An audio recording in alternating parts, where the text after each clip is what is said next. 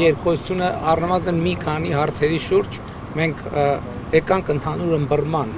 որ Հայաստանի Հանրապետությունը ամենակարևոր հարցը ունի լեգիտիմ իրավունք ինքը իր համար այլ ընտրանքներ ձևակերպելու, ձևավորելու եւ Ռուսաստանի նախագահին ասի, որ մենք հայտարարել ենք այդ ճանապարհը եւ մենք գնալու ենք այդ ճանապարհով, մանավանդ հիմա, երբ որ ժողովուրդն է Հայաստանի Հանրապետության քվեարկել է դրա օգտին, եւ մենք ես ինչպես նախընտրական շրջանում ասել եմ, չեմ պատկերացնում, որ մենք մեր քաղաքականությունների արդյունքում հայտնվենք մի իրադրության մեջ, որ Հայաստանի Հանրապետությունը այլ ընտրանքներ չունի։ Հայաստանի Հանրապետությունը միշտ եւ բոլոր հարցերում պետք է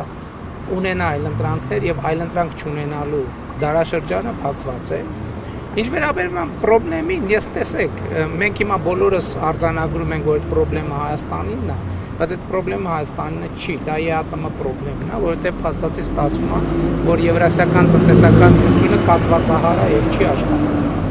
Եվ եթե այս հարցը արագ չլուծվի, թույլ տվեք կանխատեսել, որ դա կլինի ԵԱՏՄ-ի վերջի սկիզբը։